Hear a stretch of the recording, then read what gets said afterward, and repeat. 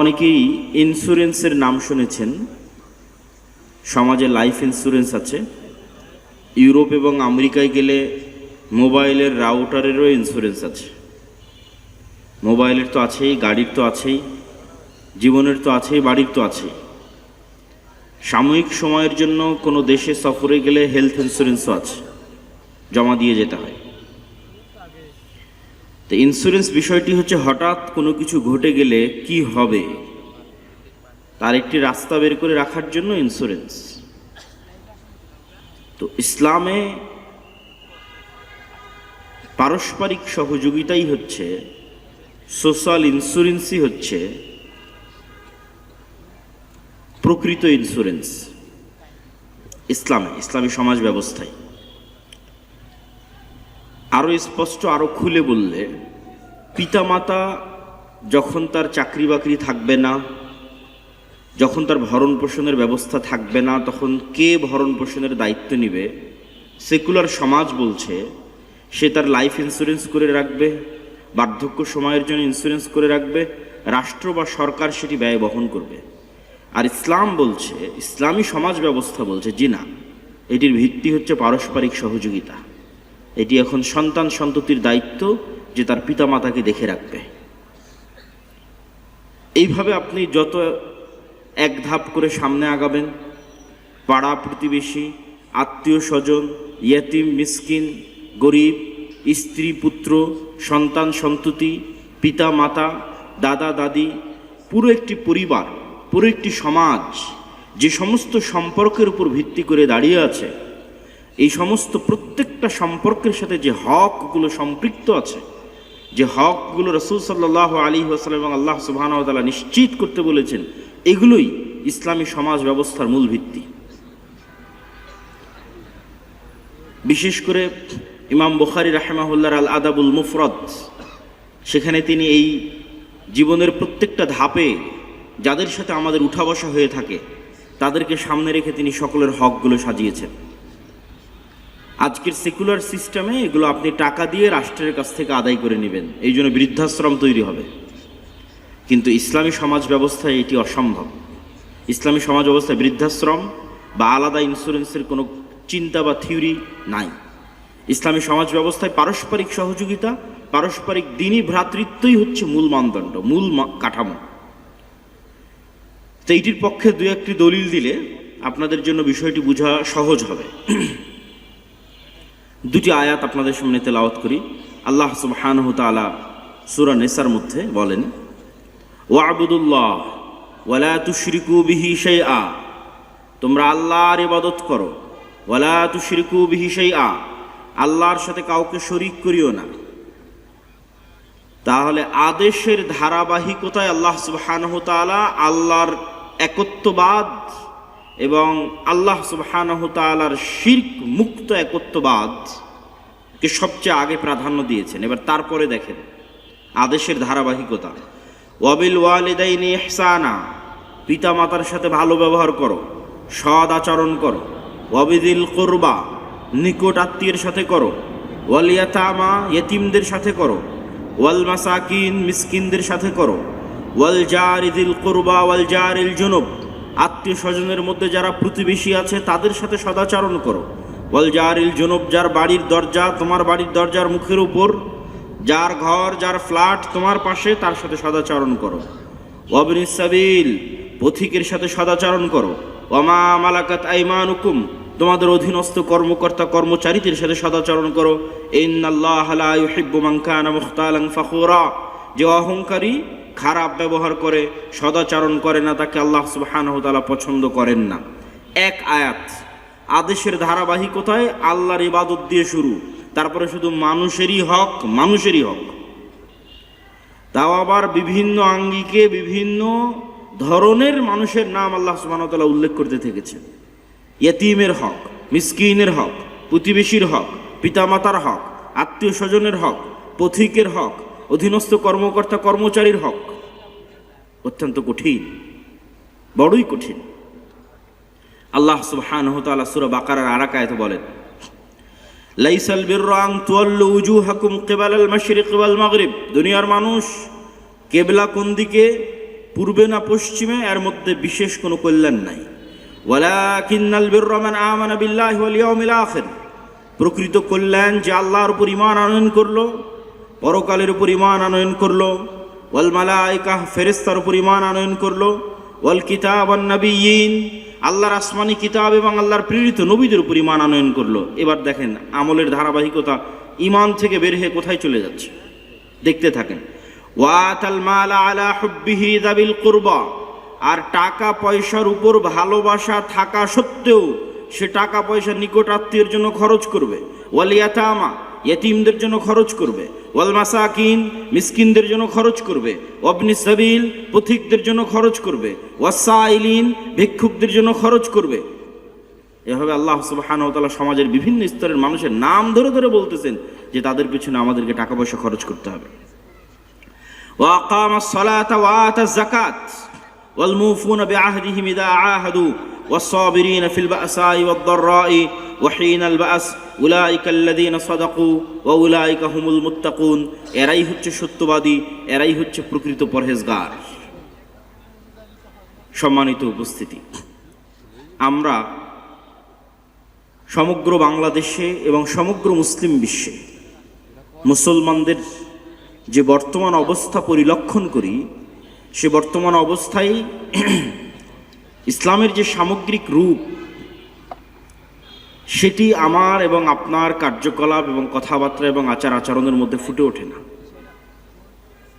আমরা হয়তো অনেকেই খুব ভালো আকীদা শিখেছি, আমরা হয়তো অনেকেই খুব ভালো ফতোয়ার মধ্যে যে মতভেদ আছে মাসলা মাসাইলের, সেগুলো দলিল আদিল্লা, পারস্পরিক তর্ক বিতর্ক, সেগুলো সম্পর্কে জ্ঞান অর্জন করেছি।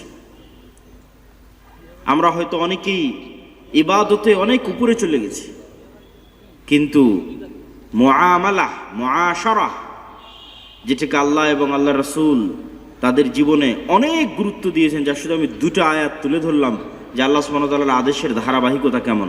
আপনি কোরআন পড়লে এরকম অসংখ্য আয়াত পাবেন, যেখানে সেখানে দেখবেন যে কথা শেষ হওয়ার এক পর্যায়ে গিয়ে আল্লাহ সুবহানাহু ওয়া তাআলা ইয়াতীম মিসকিনের কথা বলবে, টাকা পয়সার কথা বলবে, দানের কথা বলবে। অসংখ্য আয়াত তুলে ধরতে পারি। রাসূল সাল্লাল্লাহু আলাইহি ওয়াসাল্লামের হাদিস তো অসংখ্য অগণিত আছে। তাহলে দেখা যাচ্ছে কি যে আমরা ভালো আকীদা শিখে ফেলছি, ভালো আমল শিখে ফেলছি, ভালো ইবাদত করছি, ভালো ফতোয়া সম্পর্কে জ্ঞান অর্জন করছি, কিন্তু মানুষের যে হক আছে, মুসলমানের যে হক আছে, এই হক আমরা নষ্ট করে দিচ্ছি। আরেকজনের সম্মান যে আমার উপর হারাম, আরেকজনের ইজ্জত যে আমার উপর হারাম, সেটি সম্পর্কে আমরা বেমালুম ভুলে যাচ্ছি। গীবত এবং অপবাদ এবং যত ধরনের মানুষের হক বিনষ্টকারী কার্যকলাপ আছে, সেগুলোর মধ্যে আমরা লিপ্ত আছি। আল্লাহ সুবহানাহু ওয়া তাআলা সূরা হুজরাতের মধ্যে একটি ইসলামী সমাজ ব্যবস্থার ভিত্তি কিভাবে দাঁড়িয়ে থাকবে তার মানদণ্ড দিয়ে দিয়েছে, যেখানে ইসলামী সমাজ ব্যবস্থার মূল ভিত্তিই হচ্ছে গুনাহকে ঢেকে রাখতে হবে। সেখানে বর্তমান সেকুলার সমাজ ব্যবস্থার, গণতান্ত্রিক সমাজ ব্যবস্থার মূল ভিত্তিই হচ্ছে যে কোথায় কোন অপরাধ হচ্ছে সেটা বের করে নিয়ে আসতে হবে। আরো স্পষ্ট করে বললে, সেকুলার এবং ডেমোক্রেটিক কান্ট্রিতে সংবাদপত্র মানে মানুষের গোপন গুনাহ বের করে নিয়ে আসার একটা মাধ্যম এবং পদ্ধতি, এটাই পেশা, এটাই নাকি মানুষের মৌলিক অধিকার। অথচ যদি ইসলামী রাষ্ট্র ব্যবস্থা চিন্তা করেন, তাহলে পত্রিকার হেডলাইন হবে মানুষের ভালো কাজ, আর গুনাহ গোপন থাকবে। তাহলে বলবেন গুনাহ বের না হলে শাস্তি কেমনে হবে, ওইটা দেখার দায়িত্ব রাষ্ট্রের। গণতন্ত্র এমন এক পাগল রাষ্ট্র তৈরি করেছে, রাষ্ট্র তো কিছু দেখবে না, জনগণ যেন পরস্পরের গীবত এবং নিন্দায় ব্যস্ত থাকে, সেটার একটা সিস্টেম দাঁড় করিয়ে দেওয়া হয়েছে। অথচ ইসলামী সমাজ ব্যবস্থায় শাস্তিযোগ্য অপরাধ দেখার দায়িত্ব রাষ্ট্রের, আর মানুষের কাজ কি? সে শুধু কল্যাণটা প্রচার করবে, অকল্যাণ নয়। এই জন্য পত্রিকার হেডলাইন হবে কোথায় কোন ভালো কাজ হলো সেটা, কে আজকে কাকে মিসকিনকে খাওয়ালো সেটা, কে গরিবকে খাওয়ালো সেটা, কে কার সাথে ভালো আচরণ করলো সেটা। আর সেকুলার এবং ডেমোক্রেটিক কান্ট্রিতে কে কোথায় মারামারি, গন্ডগোল, হত্যা, রাহাজানি, ধর্ষণ, এগুলো হচ্ছে হেডলাইন। তাহলে একটা সময় মানুষের মানসিক অবস্থা এরকম হবে, আরে প্রতিদিনই তো ধর্ষণ হচ্ছে, তাহলে তো মনে হয় সবাই ধর্ষণ করে, জিনিসটা হালকা হয়ে যাবে। প্রতিদিনই তো হত্যা হচ্ছে, তাহলে তো হত্যা হওয়া অনেক মামুলি ব্যাপার, হত্যা হলে তো কোনো বিচার হয় না। তো তো যত নেগেটিভ নিউজ প্রচার হবে তত ওই গুনাহ হালকা হয়ে যাবে। এই জন্য রাসূল সাল্লাল্লাহু আলাইহি ওয়াসাল্লাম মানুষের গুনাহকে ঢেকে রাখতেন। কিন্তু আমরা দিনী ভাইয়েরা প্রোডাক্টিভ কাজ আমরা বুঝি না। আমরা শুধু বুঝি কাদা ছোড়াছুড়ি, আমরা শুধু বুঝি অকাজে অজায়গায় সময় নষ্ট করা, যেটা ইসলামী মুআমালা, ইসলামী মুআশারা, পারস্পরিক ভ্রাতৃত্ব যে মানদণ্ডের উপর ইসলামী সমাজ ব্যবস্থা দাঁড়িয়ে আছে তার ধারে কাছে, তার আশেপাশে নেই।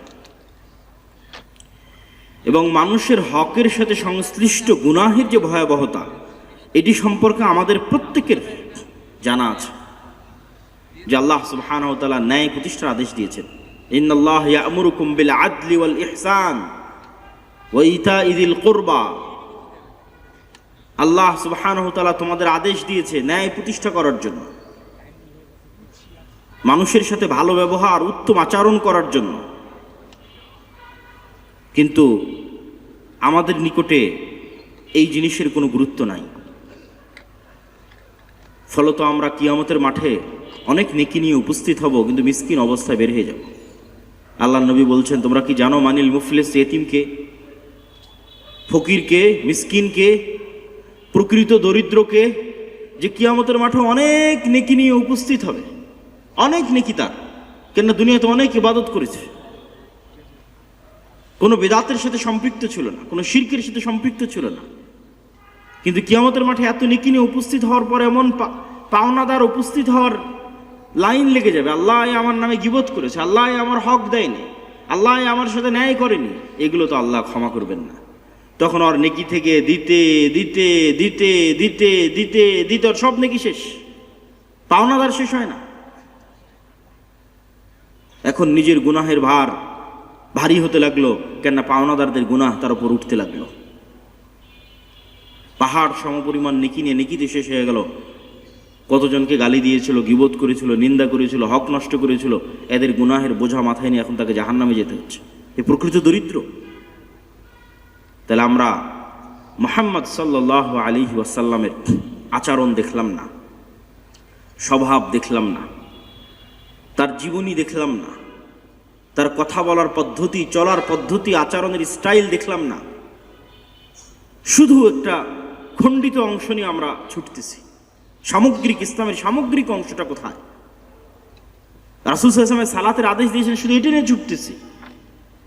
কিন্তু রাসূলুল্লাহ সাল্লাল্লাহু আলাইহি ওয়াসাল্লাম যখন সালাত আদায় করতেছেন, তখন তিনি যেমন আল্লাহ সুবহানাহু ওয়া তাআলার সাথে শতভাগ সত্যবাদী ন্যায়পরায়ণ, যেমন নিজের সাথে শতভাগ সত্যবাদী ন্যায়পরায়ণ, তার অনুসারী সাহাবীদের সাথে শতভাগ সত্যবাদী ন্যায়পরায়ণ, তেমনি তার শত্রুর সাথেও শতভাগ সত্যবাদী এবং ন্যায়পরায়ণ।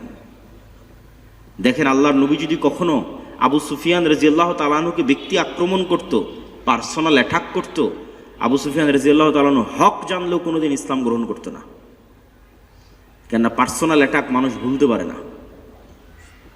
পার্সোনাল অ্যাটাক বলতে, যেমন আমরা পরস্পর যখন কারোর সাথে তর্ক বিতর্কে পারি না, তখন একটা পর্যায়ে গিয়ে বলে, আরে ও তো বাঠু, আরে ও তো কানা, আরে ও তো, আরে ওর তো বংশই, আরে এই পার্সোনাল অ্যাটাকে আমরা চলে যাই। তাহলে মানুষকে ছোট করার জন্য, নিচু দেখার জন্য, তার মর্যাদা, তার সম্মান নিয়ে ছিনিমিনি খেলা। তো মুহাম্মদ সাল্লাল্লাহু আলাইহি ওয়াসাল্লামের এই দীর্ঘ 13 বছরের সংগ্রামী জীবনে যদি কখনো উনি আবু সুফিয়ানকে পার্সোনাল অ্যাটাক করতেন রাগের মাথায়, তাহলে আবু সুফিয়ান ইসলাম হক জানলেও ইগোর কারণে ইসলাম গ্রহণ করতো না। কিন্তু আবু সুফিয়ানও খুবই ভালো জানে যে মুহাম্মদ সাল্লাল্লাহু আলাইহি ওয়াসাল্লামের হৃদয় পরিষ্কার, আবু সুফিয়ানের জন্য পরিষ্কার। এবার আবু সুফিয়ান চরম শত্রু হওয়ার পরও মুহাম্মদ সাল্লাল্লাহু আলাইহি ওয়াসাল্লামকে নেতা মানতে আপত্তি নাই, কেন সে জানে তার হৃদয় পরিষ্কার, সে তাকে কোনোদিন ছোট করেনি, কোনোদিন আঘাত দেয়নি, মানে পার্সোনাল অ্যাটাক করেনি, আদর্শের দ্বন্দ্ব থাকতে পারে। এই জায়গাতে যদি আমরা নিজেদের মাপি, আমাদের মুসলমানদের মাপি, আমাদের আলেম ওলামাদের মাপি, আমি নিজেকে মাপি, তাহলে আমরা আমাদের পারস্পরিক সম্পর্কটাকে এমন জায়গায় নিয়ে যাই যে আর পরবর্তীতে মুখোমুখি হওয়ার পরিবেশ থাকে না, লজ্জায় শরমে। তাহলে ওই ব্যক্তিত্ব, ওই ভারাত্ম আমাদের নাই, যেই পার্সোনালিটি, যেই ব্যক্তিত্ব, যে আচরণ মুহাম্মদ সাল্লাল্লাহু আলাইহি ওয়াসাল্লামের ছিল। তাহলে আমরা কি দিয়ে ইসলামের দাওয়াত দিব? ইসলামের দাওয়াত শুধু বক্তব্য দিয়ে বিপ্লব আসবে না। বক্তব্য দিয়ে ইন্ডিভিজুয়ালি মানুষ হেদায়েত হবে। যেমন আপনারা এখানে উপস্থিত হয়েছেন, হয়তো আমাদের অনেকের বক্তব্য অনলাইনে শুনেছেন, ইন্ডিভিজুয়ালি আলাদা আলাদা। কেউ উত্তরায় একজন ফ্ল্যাটে আছে, ও ইউটিউবে ভিডিও দেখে হেদায়েত হয়েছে, কেউ বসুন্ধরায় আছে, কেউ গুলশানে আছে, ও ফ্ল্যাটের মধ্যে ভিডিও দেখে হেদায়েত হয়েছে। এটা বিপ্লব নয়, কেননা সব ইন্ডিভিজুয়ালি বক্তব্য শুনে হেদায়েত হচ্ছে। বিপ্লব কোনটা? যেটা আচরণে, ব্যবহারে তখন সংক্রমিত হয়, এলাকাকে এলাকা হেদায়েত হয়ে যায়, গ্রামকে গ্রাম, দেশকে দেশ হেদায়েত হয়ে যায়। এই দাওয়াতের বিপ্লব সাহাবীদের হাত দিয়ে তৈরি হয়েছিল। কেন? ওইটার জন্য আগে ব্যক্তিত্ব লাগবে, পার্সোনালিটি লাগবে, পারস্পরিক হিতাকাঙ্ক্ষী হওয়া, পরস্পরের মানুষের হক বুঝে দেওয়া। আমরা তো দিনী ভাইয়েরা বহু দূরের কথা, নিজ পরিবারে নিজের স্ত্রীর সাথে কি ন্যায় করি? নিজের পিতামাতার সাথে কি ন্যায় করি? নিজের আত্মীয় স্বজন পাড়া প্রতিবেশীর সাথে কি ন্যায় করি? পিতামাতা কাফের মুশরিক হলেও তার সাথে ভালো ব্যবহারের আদেশ দিয়েছে ইসলাম। কি ভয়ঙ্কর কথা যে দুনিয়াবী দিক থেকে তার সাথে ভালো ব্যবহার করতে হবে, সে যদি কাফের মুশরিক হয়। তাহলে এই যে সামাজিক যে মানদণ্ড, ভ্রাতৃত্বের যে মানদণ্ড, এই মানদণ্ডে আমরা পিছিয়ে আছি। এই মানদণ্ডের আর দু একটা পয়েন্ট বলে আমার বক্তব্যের রীতি টানবো। যে ইসলামী সমাজ ব্যবস্থা আমরা বললাম একটা বিষয়ের উপর, গুরুত্বপূর্ণ একটা বিষয়ের উপর দাঁড়িয়ে আছে, পারস্পরিক সহযোগিতা। আরও কয়েকটা বিষয়ের উপর দাঁড়িয়ে আছে ন্যায্যতার ভিত্তিতে সমতা। ইসলামী সমাজে কারো বর্ণের কারণে, কারো রঙের কারণে, কারো বংশের কারণে কোনো প্রাধান্য নাই। লা ফাযলা আরাবিয়্যিন আলা আজামিয়্যিন, আরবদের প্রাধান্য অনারবদের উপর নাই, অনারবদের প্রাধান্য আরবদের উপর নাই। কোনো ভাষার কারণে আর এক ভাষার উপর প্রাধান্য নাই, কোনো জাতিগোষ্ঠীর কারণে আর এক জাতিগোষ্ঠীর উপর প্রাধান্য নাই। তাহলে এখানে পারস্পরিক সমতাটা ন্যায্যতার ভিত্তিতে। কি জন্য বারবার বলতেছি ন্যায্যতার ভিত্তিতে? কেন? সমতা বললে লাফ দিয়ে নারী অধিকার কর্মীরা বলবে হ্যাঁ তাহলে তো ইসলাম সমতায় বিশ্বাস করাতে, নারী পুরুষের সমতা। কিন্তু ইসলামের সমতাটা ন্যায়ের ভিত্তিতে। কেননা যখনই আপনি শুধু বলবেন সমতা দিয়ে নারীকে বলবেন যে আসো তুমিও পুরুষের সমতায় মানদণ্ডে উত্তীর্ণ হও, তাহলে পুরুষের উপর জুলুম হবে, ন্যায় হবে না। সমতা সবসময় ন্যায়, এটা ভুল কথা। বরং সমাজের মানদণ্ড, ভারসাম্য, চাহিদা অনুযায়ী কাকে কতটুকু কিভাবে দিতে হবে, এই ন্যায়টা আল্লাহ সুবহানাহু ওয়া তাআলা সবচেয়ে ভালো জানেন। এখানে নারীর রোল কি হবে, পুরুষের রোল কি হবে, এটা কিভাবে ন্যায়ের ভিত্তিতে বন্টন হবে, এটা আল্লাহ করে দিয়েছে। তাহলে ইসলামের সমতা ন্যায়ের ভিত্তিতে। ইসলামের সমতার ভিত্তি কারো বংশ নয়, কারো টাকা নয়, কারো গায়ের রং নয়, কারো ভাষা নয়, কারো দেশ নয়। এটাও আমাদের সমাজ ব্যবস্থাকে ধ্বংস করে দিয়েছে। এই ন্যাশনালিজম, এই জাতীয়তাবাদ, আঞ্চলিকতাবাদ, এই আমাদের ইসলামী ভ্রাতৃত্বের যে মানদণ্ড, সেটাকে ভেঙে চূর্ণ বিচূর্ণ করে দিয়েছে। ইসলামী ভ্রাতৃত্বের মানদণ্ড হচ্ছে কালিমাতু লা ইলাহা ইল্লাল্লাহ, যেটা 47 সালে পাকিস্তান এবং বাংলাদেশ তৈরি হওয়ার সময় যে স্লোগান দেওয়া হতো, তেরা মেরা রিশতা কিয়া লা ইলাহা ইল্লাল্লাহ। যে কাশ্মীরের মুসলমানদের সাথে আমাদের সম্পর্কের ভিত্তি কি? লা ইলাহা ইল্লাল্লাহ। 2000 কিলোমিটার দূরে সেই পাঞ্জাব, বেলুচ, খাইবার পাখতুনখার মুসলমানের সাথে আমাদের সম্পর্কের ভিত্তি কি? রোহিঙ্গা, ফিলিস্তিন, গাজা, এদের সাথে সম্পর্কের ভিত্তি কি? লা ইলাহা ইল্লাল্লাহ। কিন্তু এটাকে সে দাঁড় করিয়ে দিয়েছে, বিভেদ করে দিয়েছে, জাতীয়তাবাদ, আঞ্চলিকতাবাদ ধ্বংস করে দিয়েছে। ইসলামী সমাজ ব্যবস্থার আরো একটি গুরুত্বপূর্ণ মানদণ্ড হচ্ছে অল্পে তুষ্ট থাকা। এটা খুবই গুরুত্বপূর্ণ।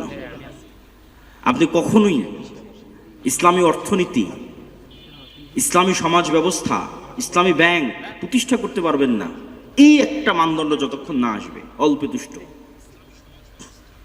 সরাসরি যদি উদাহরণ দিয়ে বলি, আপনি এসি, ফ্রিজ সুদের ভিত্তিতে লোন নিয়ে নেবেন, বহুদূরের কথা, কর্জে হাসানা দিয়ে নেওয়া যাবে কিনা এটা প্রশ্নবিদ্ধ। কেননা এটা একটা বিলাসী পণ্য, যা না হলেও আপনার চলবে। তাহলে ওইটা আপনি কিনতে চাচ্ছেন মানে এটা ইসলামের মূল থিম অল্পে তুষ্টের বাইরে যায়। তাহলে কর্জে হাসানা দিয়েও এটা ক্রয় করা যাবে কিনা এটা প্রশ্নবিদ্ধ। সুদের ভিত্তিতে কেনা তো বহুদূরের কথা। এরকম কয়েকটি মানদণ্ডের উপর এবং বিষয়ের উপর ইসলামী সমাজ ব্যবস্থা দাঁড়িয়েছে। তার শেষ পয়েন্ট হচ্ছে পরকালমুখী এবং বস্তুবাদ বিমুখ। পরকালমুখী, বস্তুবাদ বিমুখ, দুনিয়া বিমুখ। আমাদের সমাজ ব্যবস্থা দাঁড়িয়ে আছে দুনিয়ামুখী, বস্তুবাদী, ক্যারিয়ার কেন্দ্রিক, পরকাল কেন্দ্রিক নয়। আমরা জান্নাতকে ভিজুয়ালাইজ করতে পারি না। আমরা চোখ বন্ধ করলে আমাদের জান্নাতের ফ্ল্যাটটা দেখতে পাই না, আমাদের জান্নাতের প্লটটা দেখতে পাই না। আমরা শুধু উত্তরার প্লটটাই দেখতে পাই, গুলশান বসুন্ধরাটাই দেখতে পাই। ফলত ওইটা কেন্দ্রিকে আমাকে সকল চিন্তা ভাবনা করতে হয়, আমাকে সকল সিদ্ধান্ত নিতে হয়। কিন্তু যখন আমি চিন্তা করব জান্নাতের প্লট দেখতে পাবো, জান্নাতের ফ্ল্যাট দেখতে পাবো, আমার জান্নাতের বাগান আমি নিজে তৈরি করব, জান্নাতের বাগান আমি নিজে গাছ লাগাবো এখানে বসে থেকে, জান্নাতের বাগান, জান্নাতের প্লটে ঘর আমি এখানে বসে থেকে তৈরি করব, তখন আমার চিন্তা, চেতনা, সিদ্ধান্ত সব পাল্টে যাবে। পরকালমুখী চিন্তা এক ভিন্ন জিনিস। ওমা নাকামু মিনহুম ইল্লা ইউমিনু বিল্লাহিল আজিজিল হামিদ। যারা আসহাবুল উখদুদ আগুনের মধ্যে নেমে যাচ্ছে, তারা ওই আগুনের মধ্যে জান্নাত দেখতে পেয়েছিল, আর নিজেদের বাড়িঘরে জাহান্নামের আগুন দেখতে পেয়েছিল। এই লেভেলের ঈমান বিল গায়ব, পরকালমুখী চিন্তা যতক্ষণ আমাদের না আসবে ততক্ষণ আমরা প্রকৃত ভ্রাতৃত্ব সমাজ গড়ে তুলতে পারবো না। তাহলে আমি 4টা পয়েন্ট বলে আমার বক্তব্য শেষ করতেছি যে ইসলামী সমাজ ব্যবস্থা, ইসলামী ভ্রাতৃত্ব যে মানদণ্ড, এগুলো কয়েকটি বিষয়ের উপর দাঁড়িয়ে আছে। পারস্পরিক সহযোগিতা, যেটা অনেক লম্বা সময় যাবত আপনাদের সামনে তুলে ধরলাম। আমাদের আকীদা এবং আমলের পাশাপাশি, সৎ আমলের পাশাপাশি আমাদের এই বিষয়ের উপর ফোকাস দিতে হবে যে আমাদের আচার ব্যবহার, চাল চরিত্র, কথাবার্তা, পার্সোনালিটি, ব্যক্তিত্ব কেমন হবে। 2 নম্বর ন্যায্যতার ভিত্তিতে পারস্পরিক সমতা। 3 নম্বর অল্পে তুষ্ট, এবং 4 নম্বর পরকালমুখী চিন্তা। আল্লাহ সুবহানাহু ওয়া তাআলা আমাদের কবুল করুক, আল্লাহুম্মা আমিন। আজকের এই সংক্ষিপ্ত বক্তব্যের উপর সকলকে আমল করার তৌফিক দান করুক, আল্লাহুম্মা আমিন। ওয়া আখির দাওয়ানা আনিল হামদুলিল্লাহি রাব্বিল আলামিন। আসসালামু আলাইকুম ওয়া রাহমাতুল্লাহি ওয়া বারাকাতুহু। ওয়াহদা ওয়াসসালাতু ওয়াসসালামু আলা মান লা নাবিয়্যা বা'দা ওয়া আলা আলিহি ওয়া সাহবিহি ওয়া মাওয়ালা। আল্লাহুম্মা সাল্লি আলা মুহাম্মাদ ওয়া আলিহি ওয়া সাহবিহি ওয়া সাল্লিম।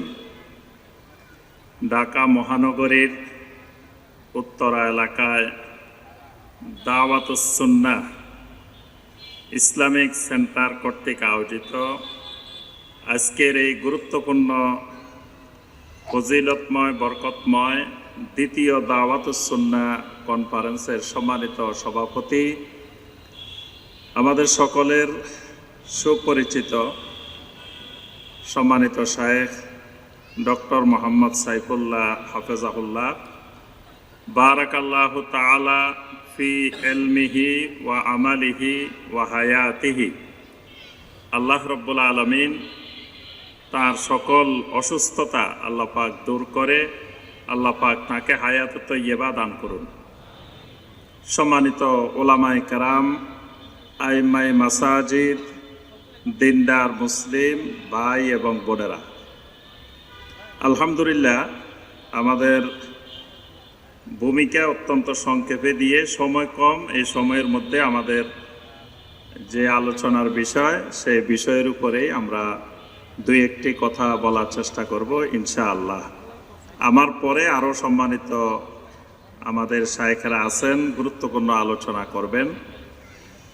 তো প্রথমে আল্লাহ রাব্বুল আলামিনের শুকরিয়া আদায় করছি যে মহান রাব্বুল আলামিন আমাদেরকে এত সুন্দর একটি কনফারেন্সে সেই দীর্ঘ সময় ধরে বিজ্ঞ ওলামায়ে কেরামদের নিকট থেকে আলোচনাগুলো শোনার যে মহান রাব্বুল আলামিন আমাদেরকে সুযোগ করে দিয়েছেন, সে মহান রাব্বুল আলামিনের শুকর আদায় করি। সকলে বলি আলহামদুলিল্লাহ। আলহামদুলিল্লাহর আওয়াজটা ছোট হয়েছে, আজকে তো শীত নাই, মনে হইতেছে আপনাদেরকে শীতে ধরে গেছে। আল্লাহ পাকের শুকর আদায় করে সকলে বলি আলহামদুলিল্লাহ। এই তো এবার বোঝা গেছে আলহামদুলিল্লাহ। আলোচনা শুনতে শুনতে ঈমান বাড়ছে। ঈমান কি বাড়ছে না কমছে? বাড়ছে। আল্লাহ রাব্বুল আলামিন আমাদের ঈমানকে আরো বাড়িয়ে দিন। আলহামদুলিল্লাহ আমাদের এই পর্যায়ে আমার এই ক্লাসের যে বিষয় সেটা তো আপনারা শুনছেন যে সমাজে প্রচলিত কিছু কুসংস্কার সুন্নাহ দ্বারা বিমোচন। তো এটা মানে সমাজে প্রচলিত কুসংস্কার এত বেশি, যেটা আমরা লম্বা সময় আলোচনা করলেও বাংলাদেশের সব কুসংস্কার একত্রিত করলে মনে হয় কয়েক হাজারও হইতে পারে। এই জন্য এটার কোনো কুল কিনারা নাই। আমার যে আলোচনার বিষয়, এটার কোনো কুল কিনারা নাই। তো আমরা এই জন্য এই সময়ের মধ্যেই কয়েকটা শুধু ইঙ্গিত দিয়ে দিব, বাকিগুলো আমরা যার যার এলাকায় সে আমরা বের করব। কিছু কমন কুসংস্কার যেগুলো সব জায়গায় আছে, বাংলাদেশের সব জায়গায় পাওয়া যায়, এরকম কিছু কুসংস্কার আমরা ধরাই দিব। বাকিটা নিজ নিজ এলাকা থেকে নিজেরা বের করে বুঝে নিব যে এটা সমাজে প্রচলিত কুসংস্কার। প্রথম কথা, কুসংস্কারগুলো দুই রকমের হয়। এক ধরনের কুসংস্কার আছে সমাজে যেগুলোর কোনো ধরনের ভিত্তি নাই, মানে কোনো ধরনের বই পুস্তকেও পাওয়া যায় না, তারপরে কারো লেখনীতেও পাওয়া যায় না, কিন্তু সমাজের মানুষ এগুলো বিশ্বাস করে। কোনো লেখনীতে, কোনো বইতে কোথাও পাওয়া যায় না, কিন্তু সমাজের মানুষ এটা মানে। এইরকম আছে কিছু কুসংস্কার। আবার কিছু কুসংস্কার দেখা যায় যে বিভিন্ন বই পুস্তকে লেখা থাকে, সেগুলার কোনো সুনির্দিষ্ট দলিল প্রমাণ নাই, বা থাকলেও বিভিন্ন জাল হাদিস দ্বারা, মিথ্যা কাহিনী দ্বারা, এরকম কিছু কুসংস্কারও আমাদের সমাজে বহুল প্রচলিত আছে। তো সবগুলো মিলাইলে দুই রকমের কুসংস্কার পাওয়া যায়। একটা হলো যেগুলো একেবারে কোনো প্রকারের তথ্য প্রমাণ, দলিল প্রমাণ, লিখনি সববিহীন, মানুষের মুখে মুখে চলে। আরেক ধরনের আছে যেগুলার কিছু কিছু তথ্য পাওয়া যায়, কিন্তু তথ্যগুলা দলিলগুলা ঠিক না, তথ্যগুলা দলিলগুলা ভুল, ভুলের উপরে প্রতিষ্ঠিত কুসংস্কার। যত ধরনের কুসংস্কার আছে, একজন মুসলিম সকল কুসংস্কার থেকে মুক্ত থাকবে, এটা তার ঈমানের দাবি। কারণ একজন মুসলিমের কাছে ঈমান যে দাবি করে সেটি হলো মুসলিম সত্যিকারের দলিলবিহীন, মানে কোরআনে কারিমের দলিল অথবা সহি হাদিসের দলিলবিহীন কোনো কিছুকে একজন মুসলিম বিশ্বাস করতে পারে না। একজন মুসলিমের আকীদার, বিশ্বাসের ভিত্তি হয় দুইটা, একটা হলো কোরআনে কারিম, আরেকটা হলো আস-সুন্নাহ আস-সহিহা। কোরআনে কারিম এবং সহি হাদিস, এই দুইটাই হলো একজন মুসলিমের সকল বিশ্বাসের, সকল আকীদার ভিত্তি। এই দুটির বাহিরে মুসলিমের কোনো আকীদা নাই। স্বপ্নে প্রাপ্ত কোনো জিনিস মুসলিমের আকীদা হয় না। দর্শনের মাধ্যমে, ফিলোসফির মাধ্যমে, ফালসাফার মাধ্যমে কোনো কিছু পাইলে এগুলো মুসলিমের আকীদা হয় না। তারপরে যুক্তির মাধ্যমে, আকলের মাধ্যমে কোনো কিছু প্রতিষ্ঠিত হইলে এটা একজন মুসলিমের আকীদা হয় না। আবার কাশফের মাধ্যমে কোনো কিছু পাওয়া গেলে এটাও একজন মুসলিমের আকীদা হয় না। একজন মুসলিমের আকীদার ভিত্তি হলো দুইটি, একটা হলো কোরআনে কারিম, আরেকটা হলো নবী সাল্লাল্লাহু আলাইহি ওয়াসাল্লামের সহি হাদিস। তো সমাজের যে কুসংস্কারগুলো থাকে এইগুলো কোরআনে কারিমেও নাই, নবী সাল্লাল্লাহু আলাইহি ওয়াসাল্লামের সহি হাদিসেও নাই। তাহলে একজন মুসলিম কোনো অবস্থায় এই দুটি বিষয়ের বাহিরে, কোরআনে কারিম এবং সহি হাদিসের বাহিরে সমাজে যতই প্রচলিত থাকুক, বাংলাদেশের 99.99% মানুষে বিশ্বাস করুক, তারপরেও একজন মুসলিম এই জাতীয় কোনো সমাজে প্রচলিত কুসংস্কার বিশ্বাস করতে পারে না। এই কুসংস্কারগুলোর হাদিসে একটা নাম আছে, এটার নাম হলো আত্মিয়ারা। আত্মিয়ারা মানে কোনো শুভ অশুভ লক্ষণে বিশ্বাস করা, যাত্রা অযাত্রায় বিশ্বাস করা, মঙ্গল অমঙ্গলে বিশ্বাস করা, এটাকে হাদিসের ভাষায় বলা হয় তিয়ারা। নবী সাল্লাল্লাহু আলাইহি ওয়াসাল্লাম বলেন, জামে আত-তিরমিজির হাদিস, ইবনে মাসউদ রাদিয়াল্লাহু তাআলা আনহু থেকে বর্ণিত, আল্লাহ রাসূল সাল্লাল্লাহু আলাইহি ওয়াসাল্লাম বলেন, আত-তিয়ারাতু শিরকুন, আত-তিয়ারাতু শিরকুন, আত-তিয়ারাতু শিরকুন। নবী সাল্লাল্লাহু আলাইহি ওয়াসাল্লাম 3 বার বলেন। যে যত রকমের এই জাতীয় শুভ অশুভ লক্ষণ, যাত্রা অযাত্রা, মঙ্গল অমঙ্গলের যত নিয়ম কানুন বিধি বিধান প্রচলিত আছে, এগুলা শিরক, এগুলা শিরক, এগুলা শিরক। নবী সাল্লাল্লাহু আলাইহি ওয়াসাল্লাম কথাটা 3 বার বলছেন। আরেকটি হাদিস মুসনাদে আহমদের হাদিস, হাদিসটি সহিহ। আব্দুল্লাহ ইবনে আমর রাদিয়াল্লাহু তাআলা আনহু হাদিসটি বর্ণনা করেছেন। নবী সাল্লাল্লাহু আলাইহি ওয়াসাল্লাম বলেন, মান রাদ্দাতহু তিয়ারাতু মিন হাজাতিন ফাকাদ আশরাকা। যেই লোক কোনো একটা কাজের জন্য বের হয়েছে, বের হওয়ার পরে রাস্তায় গিয়ে কোনো একটা লক্ষণ দেখার পরে এটাকে অশুভ মনে করে, অযাত্রা মনে করে, অমঙ্গল মনে করে আবার চলে আসছে, নবী সাল্লাল্লাহু আলাইহি ওয়াসাল্লাম বলেন ফাকাদ আশরাকা, এই লোকটা শিরিক করেছে। সাহাবায়ে কেরাম জিজ্ঞাসা করলেন, ইয়া রাসূলুল্লাহ মা কাফফারাতু যালিক, এই জাতীয় শিরিক করলে এই শিরিকের কাফফারা কি? তখন নবী সাল্লাল্লাহু আলাইহি ওয়াসাল্লাম বলেন, এই শিরিকের কাফফারা হলো তুমি ঘোষণা দিতে হবে, আল্লাহুম্মা লা খায়রা ইল্লা খায়রুক ওয়ালা তায়রা ইল্লা তায়রুক ওয়ালা ইলাহা গায়রুক। এই ঘোষণা যদি তুমি দাও, অর্থাৎ তুমি আহলুত তাওহীদ হও, তাহলে এটার কাফফারা হয়ে যাবে। আল্লাহুম্মা লা খায়রা ইল্লা খায়রুক, আয় আল্লাহ, কল্যাণ আপনি ছাড়া আর কেউ দিতে পারে না, আপনার কল্যাণ ছাড়া আর কোনো কল্যাণ নাই। ওয়ালা তায়রা ইল্লা তায়রুক, আপনার দেওয়া শুভ অশুভ মঙ্গল অমঙ্গল ছাড়া আর কেউ এগুলা করার ক্ষমতা নাই। ওয়ালা ইলাহা গায়রুক, আপনি ছাড়া সত্যিকারের আর কোনো মাবুদ আমার নাই। এটা বললে এটা কাফফারা হয়। তাহলে বোঝা গেল এই জাতীয় কুসংস্কার, এগুলাকে ভালোভাবে যদি কেউ বিশ্বাস করে এটা শিরিক হয়, এবং এটা থেকে তওবার মাধ্যম হলো, ফিরে আসার মাধ্যম হলো যে তাওহীদের কাছে ফিরে আসা।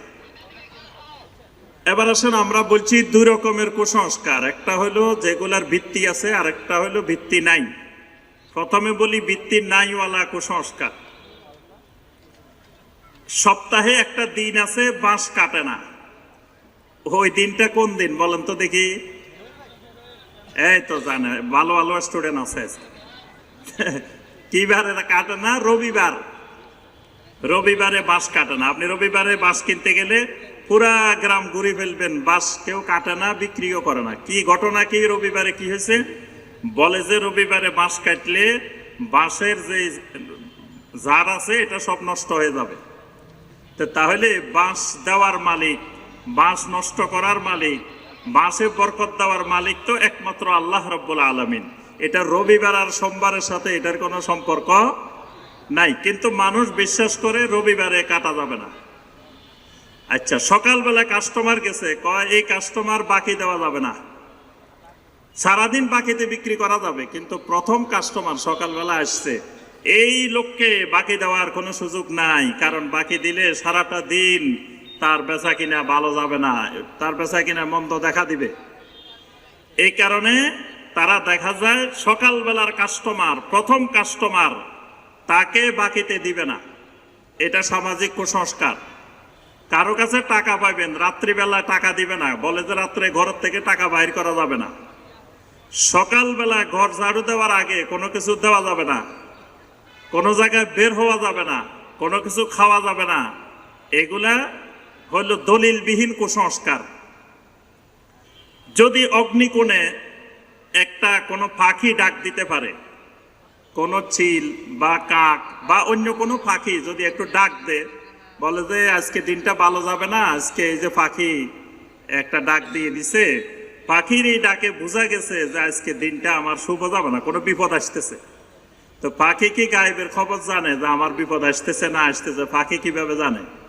তাহলে পাখির ক্ষমতায় আমি বিশ্বাস করতেছি যে পাখিও গায়েব জানে যে আমার আজকে বিপদ হতে পারে, এটা সকালবেলা পাখি আওয়াজ দিয়ে জানাই দিচ্ছে। পরীক্ষা দিতে গেলে ডিম খেয়ে যাওয়া যাবে না। পরীক্ষা দিতে গেলে ডিম খেয়ে যাওয়া যাবে না, পরীক্ষার্থী ডিম খাওয়া যায় না, কারণ ডিম খাইলে কি পায় পরীক্ষায়? ডিম পায়। পরীক্ষার্থী ডিম তো খাওয়া যাবে না, পরীক্ষার্থী আবার কলম পড়াই নিয়ে আসে। পরীক্ষার্থীর কলম পড়ানি দেখছেন আপনারা? পরীক্ষার্থীকে আবার কলম পড়ি দে। ফেসবুকে আছে দেখবেন, এই যে ইদানিং যে ফুয়ের এত বরকত, এক ফুয়ে কি হয়েছে জি, কি হয়েছে না, আপনার ওই ফেসবুকে দেখিয়েন ফুয়ের কি বরকত। এখন এই কলম পড়ায় নিয়ে আসে যে কলম এগুলো ফু দিয়ে দিলে, এই কলম দিয়ে পরীক্ষা দিলে কিছু লেখাপড়া না করলেও খালি বাইরেতে রাখবো। আচ্ছা, তারপরে পরীক্ষা আসছে, ওই খাজা বাবা কাছে যায়, বলতেছে যে খাজা বাবা ছেলেগুলো আপনার কাছে আসছে যে পরীক্ষা সামনে, এসএসসি পরীক্ষা। কোথায় এই ঘটনা ঘটছে? কোথায়? চট্টগ্রামে। এই চট্টগ্রামে না, সারা বাংলাদেশেই ঘটে। তাইলে এই যে কুসংস্কার, এগুলা হলো সিরিকি কুসংস্কার। তারপরে আপনার কলার মধ্যে জোড়া কলা আছে না? জোড়া কলা চিনেন? জোড়া কলা খাওয়া যাবে না, জোড়া কলা খাইলে জোড়া জোড়া সন্তান হইব। জোড়া কলা খাইলে সমস্যা। এই জন্য দেখুন জোড়া কলার দাম কম, দুইটার দাম মিলিয়ে একটা। জোড়া কলা দুইটা, একটার দাম। আবার অনেকের ফ্রিও দিয়ে দেয়, কয় কিনতে চায় না তো, কয় যান এই নিয়ে যান, কারণ জোড়া কলা খাইলে সমস্যা আছে। রাত্রিবেলায় চুল কাটা যাবে না, নখ কাটা যাবে না।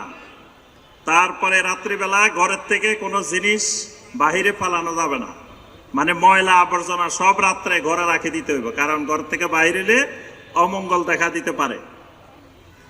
তারপরে ব্যাঙ ডাকাডাকি করলে বৃষ্টি হইতে পারে, কয় ব্যাঙ ডাকতেছে বৃষ্টি হবে, তাহলে ব্যাঙও গায়েবের খবর জানে যে বৃষ্টি হইবে। তারপরে কোরআনে কারিম যদি হাতের থেকে পড়ে যায়, তাহলে কয় কেজি চাল দেওয়া লাগে? 2.5 কেজি। 2.5 কেজি চাল দিতে হয়, ডাল দিতে হয়, অনেক কিছু দেওয়া লাগে যদি হাতের থেকে পড়ে। এগুলো কুসংস্কার। বাচ্চার দাঁত পড়ে গেছে, দাঁত এটা ইঁদুরের গর্তে দিয়ে আসো। ইঁদুরের গর্তে দিয়ে আসলে চিকন চিকন দাঁত, ইঁদুরের কাছে যায় আবার বলে যে আমার এই মোটা দাঁতটা নিয়ে আমার একটু চিকন চিকন দাঁত, সুন্দর সুন্দর দাঁত দিয়ে দেবে। ইঁদুরের কাছেও ক্ষমতা আছে দাঁত দেওয়ার, চিকন চিকন দাঁত দিয়ে দিবে ইঁদুরে। তারপরে রাত্রে কোনো গাছের পাতা ছিঁড়া যাবে না। তারপরে কয় ভাই শায়েখ আপনি তো খাইতেছেন, খাওয়ার কারণে সালাম দিতে পারলাম না। শায়েখে খাওয়া দাওয়া করতেছে, এই জন্য শায়েখের সাথে কথাও বলতে পারতেছে, সব পারতেছে, কিন্তু সালামটা দিতে পারতেছে না। ঘটনা কি? শায়েখ এখন খাইতেছে, আপনি খাইতেছেন এই জন্য দিতে পারতেছেন। এ আরেক কুসংস্কার যে খাওয়ার সময় সালাম দেওয়া যায় না। নবী সাল্লাল্লাহু আলাইহি সাল্লাম খাওয়ার সময় সালাম দিতে নিষেধ করেন নাই, খাওয়ার সময় সালাম দেওয়া যায়। বাঙ্গা আয়নার মধ্যে যদি চেহারা দেখে, তাহলে আপনার চেহারা নষ্ট হয়ে যাবে, অল্প বয়সে বুড়া হয়ে যাবেন। যদি আয়না বাঙ্গা থাকে, বাঙ্গা আয়নার মধ্যে যদি চেহারা দেখেন। তারপরে ডাইন হাতের তালু চুলকানো মানে টাকা আসতেছে, বাম হাতের তালু চুলকানি মানে বিপদ আপদ আসতেছে। ডাইন হাত চুলকাইলে কয় ভাই ডাইন হাত চুলকাইতেছে, মনে হয় টাকা পয়সা আসতেছে। বাম হাত চুলকাইতেছে মানে বিপদ আপদ আসতেছে। তারপরে ছোট বাচ্চাদেরকে জিনভূতে আসর করতে পারে, এজন্য লোহার জিনিস বাচ্চার গলার মধ্যে হাতের মধ্যে লাগাই দিতে হবে। এজন্য দেখবেন বাচ্চার গলায় এতগুলা লাগাইছে, বাচ্চা আলগাইতে পারতেছে না। তাবিজ, তুমার, তারপরে সুপারি গাছ, খেজুর গাছ, তারপরে লোহা, তামা যা আছে বাচ্চার গলায় এতগুলা লাগাই দিছে, যাতে জিনভূতে কিছু ধরতে না পারে। তা এখন কথা হলো, যদি আরব দেশে যে বাচ্চাগুলো আছে, একটা বাচ্চার গলায় কিচ্ছু নাই, তাবিজও নাই, তুমারও নাই, লোহাও নাই, কিচ্ছু নাই, তো ওগুলাকে তো আজ পর্যন্ত কোনোদিন জিনভূতও ধরে নাই, কেউ ধরে নাই। খালি বাংলাদেশে সব জিনভূত আসি বসে আছে ধরার জন্য। এগুলা সামাজিক কুসংস্কার, বড় বড় কুসংস্কার। তারপরে কিছু একটা বলছে, টিকটিকি ডাক দিয়ে উঠছে, কয় দেখো টিকটিকি বলে দিছে ঠিক ঠিক, আমার কথা টিকটিকিও সমর্থন করছে। তারপরে একটা লাউ গাছ লাগাইছে, লাউ শাকগুলা এমন মোটা মোটা হয়ে বাইর হয়েছে, কয় খবরদার বরবাদ, এত সুন্দর জিনিস এখান থেকে মানুষ যাওয়ার সময় বদনজর লাগাই দিতে পারে। তো মাটির খোলা একটার মধ্যে উপরে দিয়ে চুনকালি দিয়ে তারপরে এটা লটকাই দিছে, যে এটা দিলে আর কেউ মুখ লাগাইতে পারবে না, বদনজর দিতে পারবে না, দিলে তার মুখে চুনকালি লাগে যাবে।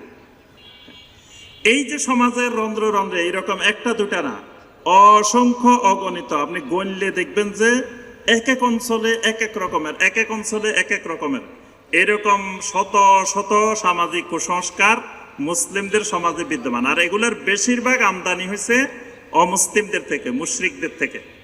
আমরা তো এমন এক সমাজে বসবাস করি যেখানে আমাদের চতুর্দিক বিভিন্ন দিকে মুশরিকেরা বসবাস করে। ওই মুশরিকদের থেকে, বিজাতিদের থেকে, অমুসলিমদের থেকে এই কুসংস্কারগুলো আস্তে আস্তে আস্তে আস্তে মুসলিমদের মধ্যে ঢুকে পড়ছে। কারণ মুসলিমদের জাহালত, মুসলিমেরা অমুসলিমদের কাছে কিছু দেখলে মুসলিমেরা সেটাকে, অমুসলিমদের ওইটাকে ইসলামী বানাইতে চায়, মানে আগে দিয়ে ইসলামে যুক্ত করতে চায়। মুসলিমের এটা একটা বদ অভ্যাস, অমুসলিমের কিছু দেখলে এটাকে ইসলামী বানাতে চায়। মুসা আলাইহিস সালাম বনি ইসরাইলকে নিয়ে যখন ওপারে গেলেন, তখন তারা দেখলো যে লোকেরা বিভিন্ন মাবুদের ইবাদত করতেছে। তখন বনি ইসরাইল বলল, ইজআল লানা ইলাহান কামা লাহুম আলিহা, যে ওদের যেমন মাবুদ আছে আমাদের জন্য এরকম একটা মাবুদ বানাই দেন। অর্থাৎ ওদেরটা হলো শিরকি মাবুদ, আমাদেরটা হবে ইসলামী মাবুদ। মানে পার্থক্য হলো এটা, ওদেরটাও মূর্তি, ওইটা শিরকি মূর্তি, আমাদেরটা হবে ইসলামী মূর্তি, আমাদেরটার নাম হবে ইসলামী। ঠিক নবী সাল্লাল্লাহু আলাইহি ওয়াসাল্লাম যখন হুনাইনের যুদ্ধে যাচ্ছিলেন, তখন নবী সাল্লাল্লাহু আলাইহি ওয়াসাল্লামকে বলা হয়েছিল, ইজআল লানা যাতা আনওয়াত কামা লাহুম যাতু আনওয়াত, তাদের যেমন এরকম একটা যাতু আনওয়াত গাছ আছে, আমাদের জন্য এরকম একটা গাছ বানাই দেন। তখন মুসা আলাইহিস সালাম বললেন, ক্বালা ইন্নাকুম কওমুন তাজহালুন, আরে আমি তো দেখতেছি এ পুরা জাহেল একটা কওম, যে কোনো এলেম নাই। ঠিক এই মুসলিম জাতির যখন এলেম কমে যায়, এলেম থেকে দূরে সরে যায়, তখন এই কুসংস্কারগুলো মানুষের মধ্যে ঢুকে পড়ে। এটা হলো এক ধরনের কুসংস্কার। আরেক ধরনের কুসংস্কার আছে ইসলামের নামে, ইসলামের দোহাই দিয়ে, ইসলামের ছদ্মাবেশে মানুষের মধ্যে ঢুকে, এরকম কিছু কুসংস্কার বলে আমার আলোচনা শেষ। আমাদের সম্মানিত শাইখ এসে বসে আছেন, শাইখকে আর বসায় রাখা যাবে না। তো এই যেগুলো হলো ইসলামের নামে চলে, কিন্তু আসলে এগুলার কোনো দলিল প্রমাণ নাই। বাংলাদেশে সবসময় খিজির আলাইহিস সালাম আসে, খিজির আলাইহিস সালাম বাংলাদেশের সব পীর সাহেবের সাথে দেখা হয়েছে। খিজির আলাইহিস সালামের সাথে বাংলাদেশের সবার সাথে কি হয়, দেখা হয়। এক জায়গায় দেখা হয়, দেখবেন যে ওই নদী ভাঙতে ভাঙতে একবারে নদীর পাড়ে চলে এসছে, মাদ্রাসাও ভাঙ্গি যাবে, খানকাও ভাঙ্গি যাবে, সব ভাঙ্গি যাবে। এমন সময় পীর সাহেবে একটা চিঠি লিখে দিচ্ছে খিজির আলাইহিস সালামের কাছে। তো দেওয়ার পরে খিজির আলাইহিস সালাম চিঠিটা পাওয়ার পরে এত দূরে চলে গেছে, মাদ্রাসা থেকে কয়েক মাইল চর হয়ে নদী ওইদিকে চলে গেছে। তাহলে এই যে খিজির আলাইহিস সালামের সাথে তাদের দেখা সাক্ষাৎ, তারপরে দেখা গেছে চিঠির আদান প্রদান, এই যে খিজির আলাইহিস সালামের ব্যাপারে যেই বিশ্বাস বাংলাদেশের অধিকাংশ মুসলিম বিশ্বাস করে, এই বিশ্বাসটাও সঠিক বিশ্বাস নয়।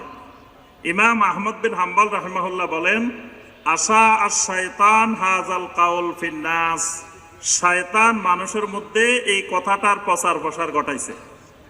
ইমাম বুখারী রাহিমাহুল্লাহ বলেন, খিজির আলাইহিস সালাম যদি জীবিত থাকতেন তো সর্বপ্রথম নবী সাল্লাল্লাহু আলাইহি সাল্লামের সাথে তার দেখা হইতো। তো নবী সাল্লাল্লাহু আলাইহি সাল্লামের সাথে কোনোদিন দেখা হয় নাই, অথচ বাংলাদেশে সবসময় দেখা হয়। বাংলাদেশে নবী সাল্লাল্লাহু আলাইহি সাল্লাম সবসময় ঘোরাফেরা করেন।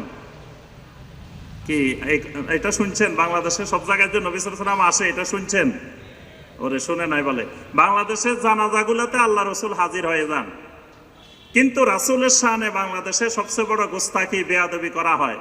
রাসূল জানাজায় আসেন, রাসূলকে ইমামতি করতে দেয় না। বাংলাদেশে কোনো জানাজায় শুনছেন এ পর্যন্ত যে আল্লাহ রসুল ইমামতি করছেন? কিন্তু সবাই বলেন যে আমাদের হুজুরের জানাজায় আল্লাহ রসুল আসছেন। রাসূল আসলে আর রাসূল ছাড়া কারো ইমামতি চলে না, রাসূলের সামনে সবার ইমামতি ক্যান্সেল। রাসূল আসছে কিন্তু রাসূলকে ইমামতি করতে দেওয়া হয় নাই। তাহলে এই যে দেখেন ধর্মের শ্রদ্ধাবরণে কুসংস্কার, এইগুলো সমাজে অহরহ চলতেই আছে। মুমিনের কালবুল মুমিনে আরশুল্লাহ, মুমিনের কাল্ব আল্লাহর আরশ। আল্লাহ নাকি কোথাও জায়গা হয় না, মুমিনের কাল্বের ভিতরে জায়গা হয়। এটা শুনছেন না কি? সুবহানাল্লাহ না নাউজুবিল্লাহ? তা আপনারা দেখি কিচ্ছু কর না, মনে হয় ঠিক আছে। কি মুমিনের কাল্ব আল্লাহর আরশ, এটা ঠিক আছে? এটা ঠিক নাই, এটা মিথ্যা কথা। যে মুমিনের কাল্বের ভিতরে আল্লাহ রাব্বুল আলামিন ঢুকেন না, আল্লাহ কোনো মানুষের অন্তরে ঢুকেন না। আচ্ছা, কিয়ামতের দিন আল্লাহ পাক মায়ের নাম ধরে ডাকবেন না বাপের নাম ধরে ডাকবেন? হ্যাঁ, কার নাম ধরে ডাকবেন? বাপের নাম। কিন্তু বাংলাদেশে প্রচলিত হলো মায়ের নাম ধরে ডাকবেন। কেন মায়ের নাম ধরে ডাকবেন? কারণ বলে যে ঈসা আলাইহিস সালামের আব্বা নাই, এজন্য সবার যদি আব্বার নাম ধরে ডাকে তো ঈসা আলাইহিস সালামের আব্বা পাবো কোথায়? এই জন্য ঈসা আলাইহিস সালামের সম্মানে সবার নাম মায়ের নাম ধরে ডাকা হবে। এটা আরেক প্রচলিত কুসংস্কার বাংলাদেশে প্রচলিত আছে। মাখলুকাত কয় হাজার? 18,000। 18,000 মাখলুকাত। কথায় কথা সবাই বলে 18,000 মাখলুকাত আছে। তা 18,000 মাখলুকাত আল্লাহ পাক বলছেন যে আমি 18,000 মাখলুকাত বানাইছি। আল্লাহ রসুল সাল্লাল্লাহু আলাইহি ওয়াসাল্লাম বলছেন আমি 18,000 মাখলুকাত, যে পৃথিবীতে 18,000 মাখলুকাত আছে এটা বলছেন? বলেন নাই। কিন্তু মানুষের মধ্যে এটা ব্যাপক প্রচলিত আছে। আচ্ছা, এই গজল শুনেন না এরকম মুসলমান বাংলাদেশে নাই। হরিণ একটা বান্ধা ছিল গাছেরই তলায়, শুনছেন না এটা? হ্যাঁ, হরিণ একটা বান্ধা ছিল গাছেরই তলায়। মানে এই হরিণের কথা শুনে কত কান্দা কান্দে বাংলাদেশে দেখবেন। তারপরে বেলালের জারি শুনে নাই, ফাতেমার জারি শুনে নাই, কুলসুমের জারি শুনে নাই, এরকম মানুষ বাংলাদেশে নাই। এইগুলো সব বহুল প্রচলিত মিথ্যা কথা, এবং এগুলা এমন বিশ্বাসের রূপ নিছে, মানুষ এগুলা অবিশ্বাস করলে মানুষ মনে করে সে ইসলামে মানা না মনে হয়। এগুলাকে আকীদার বিষয় মনে করে নিয়েছে, মানুষ আকীদা বানায় নিচ্ছে। পাক পাঞ্জাতন নাম শুনছেন? পাক পাঞ্জাতন। পাক পাঞ্জাতন কে কে বলেন তো দেখি? 5টা পাক একত্রিত করা হয়েছে, একত্রিত করে পাক পাঞ্জাতন। বর্তমানে পাক পাঞ্জাতন শরীফ, বাংলাদেশে বলে পাক পাঞ্জাতন শরীফ। পাক পাঞ্জাতনের অনেক দরবার আছে। এই পাক পাঞ্জাতন এটা মিথ্যা বানানো জিনিস। তারপরে ওয়াইস কারনী রাহিমাহুল্লাহ, তার নামে অসংখ্য মিথ্যা কথা আছে বাংলাদেশে। আল্লাহ রসুলের জুব্বা পাইছে, নবী সাল্লাল্লাহু আলাইহি ওয়াসাল্লামের জুব্বা কারে দিছে? বলে যে ওয়াইস কারণীকে নবী সাল্লাল্লাহু আলাইহি ওয়াসাল্লামের জুব্বা দিছে। তা আমি এক জায়গায় ব্রাহ্মণবাড়িয়াতে একদিন আলোচনা করলাম যে ওয়াইস কারণীকে আল্লাহ রসুল সাল্লাল্লাহু আলাইহি ওয়াসাল্লাম জুব্বা দেন নাই, জুব্বা দিছিলেন আব্দুল্লাহ বিন উবাইকে, মুনাফিকের লিডার। নবী সাল্লাল্লাহু আলাইহি ওয়াসাল্লামের জুব্বা দিয়ে তাকে দাফনও করা হয়েছে। তো পরে 2 মুরব্বী আসছে আমার সামনে, আসি বলে যে ওয়াইস করুনি জুব্বা পায় নাই, ফাইসে ডাকিরা। বলি যাইতে হবে, ওয়াইস করুনি পায় নাই, ফাইসে ডাকিরা। তা আমি বললাম মুরব্বী শুনেন, যে ওয়াইস করুনি জুব্বা পাইলে আপনার লাভটা কি, না পাইলে আপনার ক্ষতি কি? মুরব্বীর কথা যে লাভ ক্ষতি বুঝি না, ওয়াইস করুনি না পাইলে ফাইসে ডাকিরা। মুরব্বী প্রচন্ড খেপা। মানে এগুলো আকীদার মতো বিষয় রূপ নিছে। তা আমি আর আলোচনা দীর্ঘায়িত করবো না, আমার সময় শেষ। তো সম্মানিত ভাই ও বোনেরা, সমাজে এরকম শত শত কুসংস্কার, মিথ্যা কথা সমাজে ইসলামের নামে, ধর্মের নামে, সামাজিক প্রথার নামে, বিভিন্ন নামে। আবার অনেকে জানে যেগুলো ইসলামের কিছু না, তাও কিন্তু এগুলা মানে।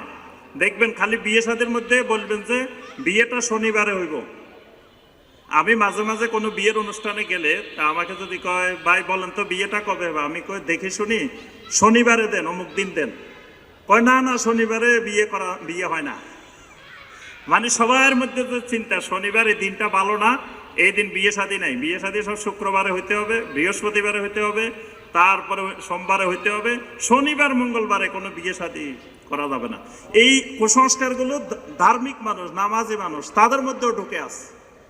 তারপরে মোহরানা ধরছে 10 লক্ষ 1 টাকা। তো 10 লক্ষর সাথে আবার 1 টাকা কেন? কয় না হুজুর 10 লক্ষ সরাসরি ধরা যায় না, সাথে আবার 1 টাকা দিতে হয় না, এটা সমস্যা। তো এই যে দেখেন অন্য নামাজি মানুষও দেখছি, তাও 10 লক্ষ 10,000 1 টাকা, মানে 1 টাকা থাকা লাগবে। এই কুসংস্কারগুলো থেকে একজন ইমানদারকে অবশ্যই মুক্ত হইতে হবে। এগুলা একজন ইমানদার বিশ্বাস করতে পারে না। আল্লাহ রাব্বুল আলামিন আমাদের সবাইকে সমাজে প্রচলিত সকল কুসংস্কার থেকে মুক্ত হওয়ার আল্লাহ পাক তৌফিক দান করুন। আল্লাহ রাব্বুল আলামিন দাওয়াতুস সুন্নাহ কনফারেন্সকে কবুল ও মঞ্জুর করে নিন, এবং এই কনফারেন্সের মাধ্যমে পুরা বাংলার জমিনে সুন্নার প্রচার প্রসার, সুন্নাহ ছড়িয়ে পড়ুক, আল্লাহ পাক সেই তৌফিক দান করুন। এবং এই উত্তরার এই মাঠে আলহামদুলিল্লাহ এটা দ্বিতীয় দাওয়াতুস সুন্নাহ কনফারেন্স। কিয়ামত পর্যন্ত দাওয়াতুস সুন্নাহ কনফারেন্স এই মাঠে চলবে, আমরা সবাই চাই কিনা? আল্লাহ রাব্বুল আলামিন তৌফিক দান করুন। আল্লাহ পাক আমাদের শাইখকে যতদিন হায়াতে তৈয়বা দেন, শাইখের নেতৃত্বে ইনশাআল্লাহ এই উত্তরায় প্রতি বছর, সামনের বছর আরো বড় আকারে ইনশাআল্লাহ আমরা দাওয়াতুস সুন্নাহ কনফারেন্স করব। সবাই রাজি আছি তো? খালি রাজি থাকলে হবে না, সর্বপ্রকারের সহযোগিতা নিয়ে সবাই এগিয়ে আসতে হবে। এগিয়ে এসে এই উত্তরার ময়দান, এই মাটি উর্বর মাটি, এই মাটিতে সুন্নাহর বীজ বপন করলে দ্রুত সুন্নাহর গাছ বড় হয়ে যাবে। যেইভাবে বেদাতের গাছ বপন করলে বেদাতের গাছ বড় হয়ে যায়, এখানে ইনশাআল্লাহ শিক্ষিত মানুষের বসবাস, বুঝে এরকম মানুষের বসবাস, এখানে যদি আমরা সুন্নাহ মানুষের সামনে তুলে ধরতে পারি, এই উত্তরা ইনশাআল্লাহ সুন্নাহর জমিন, সুন্নাহর ময়দান হয়ে যাবে ইনশাআল্লাহ। আল্লাহ রাব্বুল আলামিন আমাদের সবাইকে তৌফিক দান করুন। আমিন ইয়া রাব্বাল আলামিন। আসসালামু আলাইকুম।